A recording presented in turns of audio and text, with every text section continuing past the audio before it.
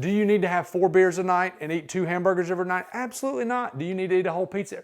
No. Those are things that get out of context and out of the way. Anything that you do that's out of moderation, you're going to get messed up on. Anything.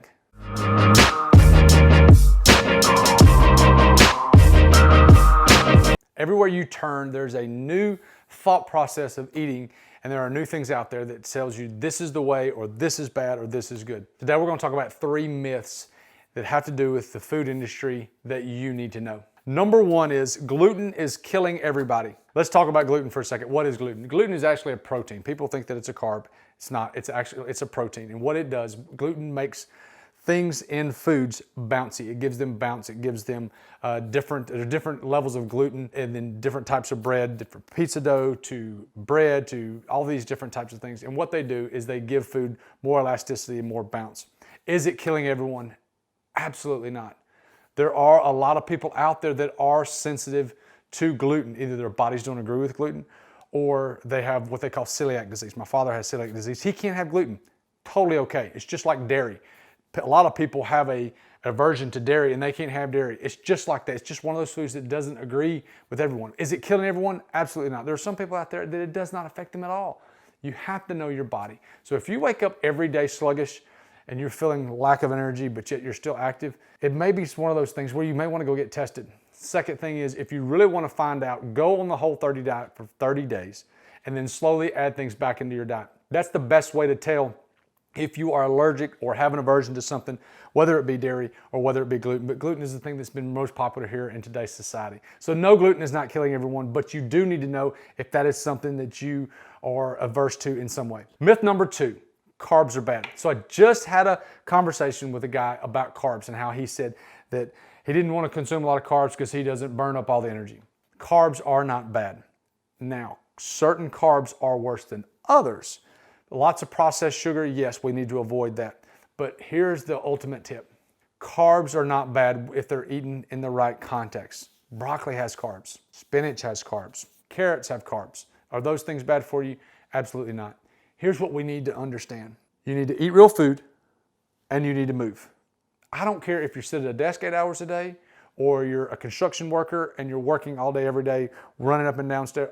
Eat real food and move. Those are the principles that we can live by. If we can live by those principles, we will be just fine. Do you need to have 4 beers a night and eat 2 hamburgers every night? Absolutely not. Do you need to eat a whole pizza? No.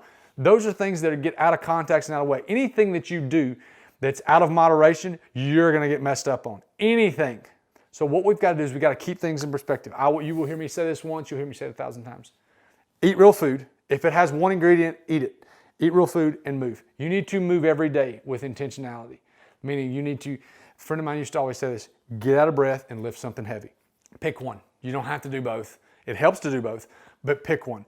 But carbs are not bad for you because what they do is they fuel your body. They fuel your body, but they also fuel your mind. A great example of that is a friend of mine was doing a low carb. Well, for 5 days, she felt horrible because her body was detoxing from all the processed sugar that she was getting off of. After about 5 days, she was fine.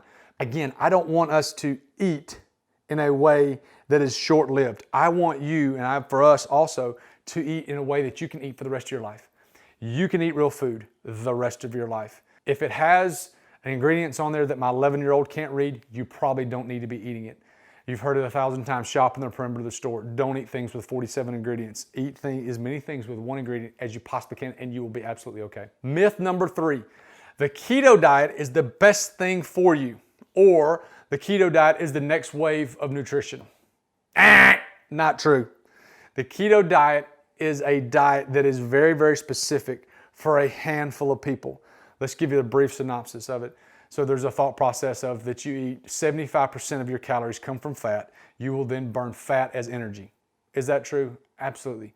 It is a diet that is not sustainable, and you will hear me say it time and time again. You need to eat in a way that is sustainable, that you can eat every day, whether you're at home, whether you're on the road, wherever you are, you can eat that. The ketogenic diet is very, very difficult to eat if you are traveling. It is very, very difficult to eat if you are on the run in your own hometown. Again, eat real food and move. The ketogenic diet has been a quick fix for a lot of people because what happens is they get on it, they stay on it for a little bit, and they lose a bunch of weight. And then as soon as they get back off of that, they introduce normal, real foods like fruits and vegetables back in their diet, and they gain all their weight back. Those are not things that are sustainable. We are not looking to do things that will help us in the short term.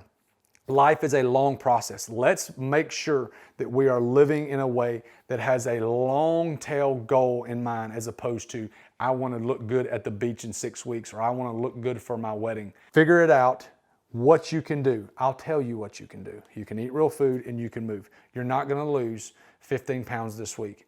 If you can lose 1 to 1.5 pounds a week, that is wonderful progress. What that's going to do is going to allow your body to adjust to the weight that you've lost, and it's going to help you keep it off longer. But it's also going to help you stay disciplined with what you're doing, because it's the little bitty small rewards that we see as human beings that keep us going, as opposed to losing 15 pounds this week and then next week losing 7 pounds and being disappointed. Those are the 3 myths that I'm hearing everywhere, whether it be social media, whether it be out of somebody's mouth or on TV. Those are the 3 myths that I'm hearing. Understand this. I've said it a bunch. As human beings, we've got to take care of this body. It's the most important machine on the planet. This machine is 1,000 times smarter than a computer. It's 1,000 times smarter than a car. It's 1,000 times smarter because it can adjust to just about anything. We've got to treat this thing with the utmost respect. If we can eat real food, fuel this machine in a pure way, and then we can work this machine in a way, we'll have a life of longevity and happiness. I hope this has helped you. I hope this has helped squash some of the things that you've heard. But anything that I can do to help you when it comes to from a nutrition standpoint, or just give my opinion, I would love to do that. You can email me, thomas@thomascox.co. Thank you so much, guys. We look forward to serving you in the future.